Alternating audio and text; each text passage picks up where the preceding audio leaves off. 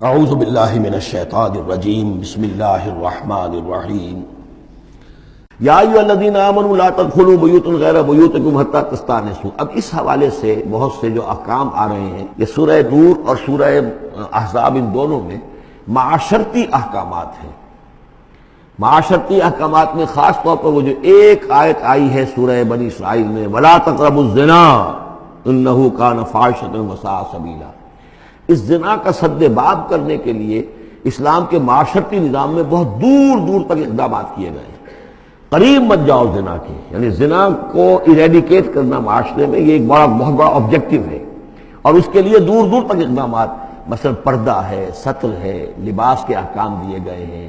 معاشرہ جو ہے ہمارا جو ہے وہ مکسڈ سوسائٹی نہ ہو، مخلوط معاشرہ نہ ہو، مردوں کی ذمہ داریاں علیحدہ ہیں، عورتوں کی علیحدہ ہیں، معاشرہ جو ہے سیگریگیٹڈ ہو، مردوں اور عورتوں کے درمیان اختلاط نہ ہو۔ یہ ساری چیزیں کس کے لیے؟ یہ اسی لیے ہے کہ یہ در حقیقت اس قدر شدید کشش ہے مرد اور عورت کے اندر، یہ اللہ نے جو دو جنسیں بنائی ہیں، اور اس میں یقیناً جو سیکس کا معاملہ اتنا پوٹنٹ موٹیو ہے کہ اس کو اگر پوری طریقے سے، جیسے گھوڑا بہت منہ زور ہو تو اسے بہت باندھ کر رکھنا پڑے گا، اور بڑا اس کو کنٹرول کرنے کے لیے محنت کی ضرورت ہے، اسی طریقے سے اس سیکس کو ڈسپلن کرنا اور صحیح انداز میں اس کو جو ہے ہارنس کرنا، اور اس کے لیے یہ ہے کہ غلط راستوں سے اس کو بچانا، اس کے لیے بڑے دور دور تک احکام دیے گئے، اور یہ پورا معاشرتی نظام اسلام کا اسی بنیاد پہ اب قائم ہے۔ اب اسی میں سے مثلاً یہ گھر کی پرائیویسی بھی ہے۔ ایک گھر ہے، گھر میں ایک شوہر ہے، اس کی بیوی ہے، اب آپ فوراً چلے گئے سیدھے گھر کے اندر؟ نہیں، اے اہل ایمان مت داخل ہوا کرو گھروں میں اپنے گھروں کے سوا، حتیٰ تستانسوا، یہاں تک کہ بول چال کر لو، اجازت لے لو، وتسلموا علی اہلہا، اور اذن لینے کی اس وقت جو ہوتی تھی شکل وہ یہی کہ جا کر دروازے پر کہو السلام علیکم۔ معلوم ہوا کہ کوئی صاحب ہیں کہ جو آئے ہیں، ملنا چاہتے ہیں اور اندر آنا چاہتے ہیں۔ اب اس کے بعد یہ کہ وہ اپنی آئیڈینٹی دیں اور پھر ان کو آنے کی اجازت دی جائے، یہ نہیں کہ بے گھر چلے جا رہے ہیں۔ ذالکم خیر لکم لعلکم تذکرون، یہی تمہارے لیے بہتر ہے تاکہ تم نصیحت حاصل کرو۔ فإن لم تجدوا فیہا احدا فلا تدخلوها، اگر اس گھر میں کوئی نہ ہو تو پھر اس میں داخل مت ہو، حتیٰ یؤذن لکم، یہاں تک کہ تمہیں اجازت دی جائے۔ جو گھر کا مالک ہے وہ اگر اجازت دے کہ ہاں میرا گھر اس وقت خالی ہے، تم اس میں جا سکتے ہو، ورنہ یہ کہ خالی گھر کے اندر جہاں کوئی نہیں ہے داخلے کی اجازت نہیں ہے۔ وَإِن قِيلَ لَكُمْ، اور اگر کہا جائے تم سے ارجعوا، چلے جاؤ، لوٹ جاؤ، اس وقت میں ملنے کے لیے تیار نہیں ہوں یا میں اپنی کسی مشغولیت میں ہوں، فارجعوا، تو لوٹ جاؤ۔ اب دیکھیے یہ آداب ہیں۔ ہمارے ہاں یہ ہے کہ آپ پہنچ گئے، نہ ٹائم لیا ہوا ہے، نہ پہلے سے طے ہے، آپ سمجھتے ہیں کہ مجھے ریسیو کرنا اس کا فرض ہے، کیوں نہیں ملا؟ اس نے انکار کر دیا تو اس کا مطلب یہ کہ بڑا متکبر ہے اور بہت یہ جو ہے شخص جو ہے، یہ نہیں۔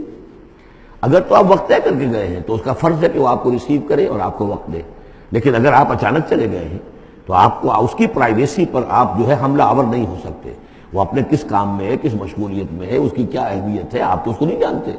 اگر وہ گھر والا کہہ دیتا ارجعوا، وَإِن قِيلَ لَكُمْ ارْجِعُوا فَارْجِعُوا، تو لوٹ جاؤ، ہوا اذکیٰ لکم، یہی تمہارے لیے زیادہ پاک ہے، پاک بازی کا معاملہ، واللہ بما تعملون علیم، اور جو کچھ تم کر رہے ہو اللہ اس سے واقف ہے۔ لیس علیکم جناح ان تدخلوا بیوتا غیر مسکونۃ، اس میں کوئی حرج نہیں ہے کہ تم داخل ہو جایا کرو ایسے گھروں میں کہ جن میں سکونت نہیں ہے، جس میں کوئی لوگ رہتے نہیں ہیں، ریزیڈینشل نہیں ہے۔ اب گوڈاؤنز ہیں، اب ایسا تو نہیں کہ گوڈاؤنز میں آپ نہیں جا سکتے، سامان پڑا ہوا گودام ہے، آپ جا سکتے۔ فیہا متاع لکم، اس میں تمہارا سامان ہے، تو یہ وہی گودام والی بات ہو گئی۔ واللہ یعلم ما تبدون وما تکتمون، اور اللہ جانتا ہے جو تم ظاہر کرتے ہو، جو کچھ تم چھپاتے ہو۔ یعنی قانون کی اصل روح کو دیکھنا چاہیے کہ یہ جو روکا جا رہا ہے کہ گھروں میں داخل نہ ہو، تو یہ اصل میں جو پرائیویسی ہے گھر کی اور فیملی کی، اصل میں اس کو ملحوظ خاطر رکھا جا رہا ہے، نہ یہ کہ آپ کہیں کہ صاحب ہم گودام میں بھی داخل نہیں ہو سکتے جب تک کہ پرمیشن جو لکھی ہوئی ہے وہ ہمیں مل نہ جائے۔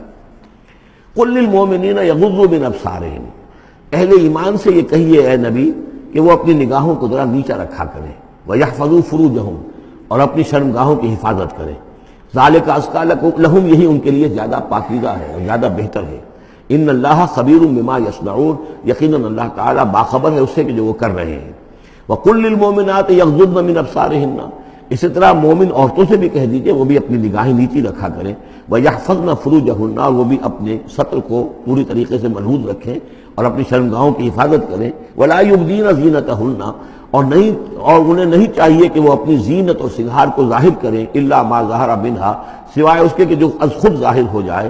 وَلْيَضْرِبْنَ بِخُمُرِهِنَّ، اور چاہیے کہ وہ اپنے گریبانوں کے اوپر اپنی اوڑھنیوں کے بکل مار لیا کریں، بِخُمُرِهِنَّ عَلَى جُيُوبِهِنَّ، یہ خمرہن جمع ہے خمار کی، خمار کہتے ہیں اوڑھنی۔ ایک دوسرا لفظ جو ہے وہ آئے گا سورہ احزاب میں، ان دونوں الفاظ کو علیحدہ علیحدہ رکھیے۔ تو یہ ہے کہ اپنے گریبانوں کے اوپر، گویا کہ یہ بھی پرانا ہمیشہ سے لباس، عورت کے لباس میں اوڑھنی بھی تھی اور عورت کے لباس میں چادر بھی تھی۔ چادر وہ لے کر نکلتی تھی جب گھر سے باہر جاتی تھی، اور اوڑھنی وہ رکھتی تھی جبکہ گھر کے اندر ہوتی تھی۔ یہی جو ہماری تہذیب کے اندر ہے، یہ عرب کی تہذیب میں پہلے بھی تھا۔ چہرے کا پردہ نہیں تھا عرب میں، چادر وہ لے کے جاتی تھی تو چادر اپنے اوپر ڈالتی تھی، اور مرد بھی چادر کے بغیر نہیں ہوتے تھے، نہ کوئی مرد بغیر چادر کے نہ عورت، بلکہ چادر ہی سے ایک شخص کا رتبہ معین ہوتا تھا۔ کسی کی چادر بڑی شاندار ہے، دوشالہ اوڑھا ہوا ہے، بہت قیمتی ہے، تو وہ بڑا آدمی ہے، وہ سردار ہے۔ کسی کے بیچارے کی جو ہے معمولی سی چادر ہے۔ اور اسی لیے اس حدیث میں آتا ہے کہ جو شخص تکبر کرتا ہے، الکبر ردائی، تکبر جو ہے وہ تو میری چادر ہے۔ اور یہ عرب میں یہ بڑا کسی شخص کی توہین کرنی ہوتی تھی، اس کی چادر گھسیٹتے تھے، گویا کہ اس کی عزت جو ہے اس کو کھینچ لیا ہے۔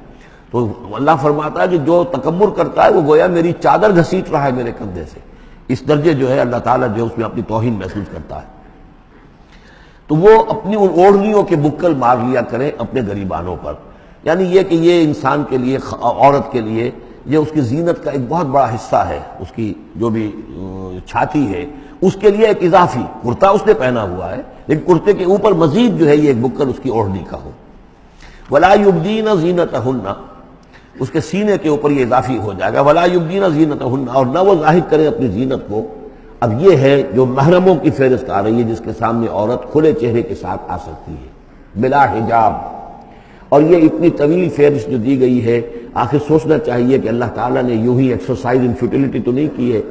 کیا فرق ہے اگر ایک عورت کے چہرے کا پردہ نہیں ہے، وہ باہر نکلتی ہے چادر لے کر، اور یہ کہ اس میں کسی اور کے ساتھ اس کا پردہ چہرے کا نہیں ہے، تو پھر یہ پوری فہرست دینے کی ضرورت کیا ہے؟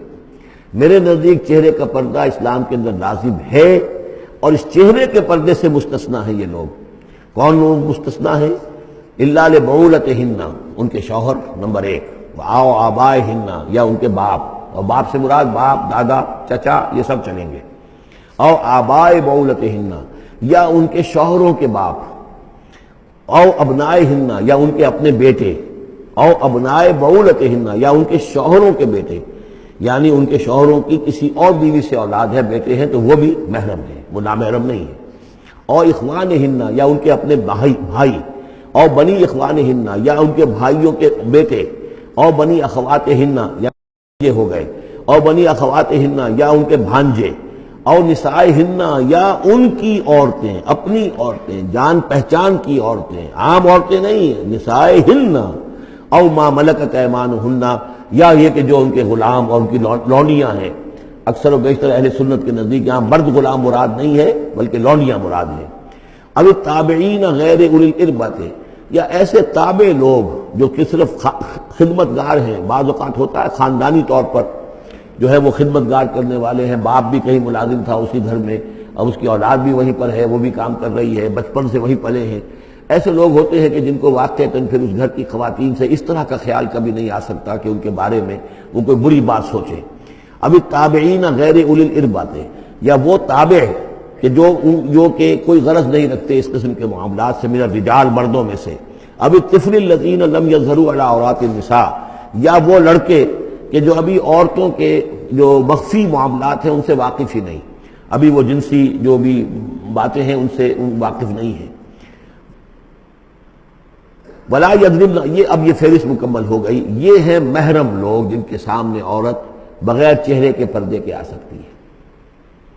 باقی یہ کہ زینت جو خود بخود ظاہر ہو جائے، اب ظاہر ہے کہ آپ نے چادر بھی لی ہوئی ہے، کسی خاتون نے برقع بھی اوڑھا ہوا ہے، لیکن اب کسی کا قد ہے، ماشاءاللہ وہ قد ایسا ہے، سر قد ہے کوئی خاتون، تو وہ کہاں چھپائے گی اس قد کو؟ وہ تو ظاہر ہو جائے گا۔ جسم متناسب ہے، اب وہ جسم تو ظاہر ہو جائے گا۔ اس اعتبار سے ما ظہر منہا کو لوگوں نے لے لیا چہرے کے لیے، یہ بالکل غلط ہے۔ چہرے کا تو پردہ میرے نزدیک لازم ہے، اور یہ کہ باقی یہ کہ ان کے سامنے چہرے کے سمیت عورت آ سکتی ہے۔ باقی عورت جو ہے اپنے بیٹے کے سامنے بھی سوائے 3 اعضاء کے اور نہیں کھول سکتی، اپنے بھائی کے سامنے بھی نہیں کھول سکتی۔ چہرہ، یہ ہاتھ پونچھوں سے نیچے، اور پیر ٹخنوں سے نیچے۔ یہ جو 3 اعضاء ہیں یہ وہ ہیں کہ جو جس کو عورت نے یہ کھلے رکھ سکتی ہے اپنے وہ بیٹے کے سامنے بھی، بھائی کے سامنے بھی، اور جو بھی رشتے گنائے گئے ہیں، لیکن یہ کہ اس سے آگے پھر جو ہے معاملہ وہ پھر شوہر کا ہے، اس سے آگے یعنی لباس کا معاملہ جو ہے جس سے کہ عورت جو ہے وہ آزاد ہوگی، وہ صرف شوہر کے لیے۔ وَلَا يَضْرِبْنَ بِأَرْجُلِهِنَّ لِيُعْلَمَ مَا يُخْفِينَ مِنْ زِينَتِهِنَّ، اور نہ یہ ایسا ہو کہ وہ اپنے پاؤں مار کر چلیں تو زیور جو ہے پاؤں میں پہنا ہوا اس کی جھنکار ہو تاکہ لوگوں جو ہے ادھر متوجہ ہو جائیں۔ لِيُعْلَمَ مَا يُخْفِينَ مِنْ زِينَتِهِنَّ، تاکہ لوگوں کے علم میں آ جائے کہ کیا انہوں نے چیز چھپائی ہوئی ہے اپنی زینت میں سے، کیا زیورات پہنے ہوئے ہیں۔ وَتُوبُوا إِلَى اللَّهِ جَمِيعًا أَيُّهَا الْمُؤْمِنُونَ، اور اے اہل ایمان سب کے سب مل کر اللہ کی جناب میں توبہ کرو، لعلکم تفلحون، تاکہ تم فلاح پاؤ۔ صدق اللہ العظیم۔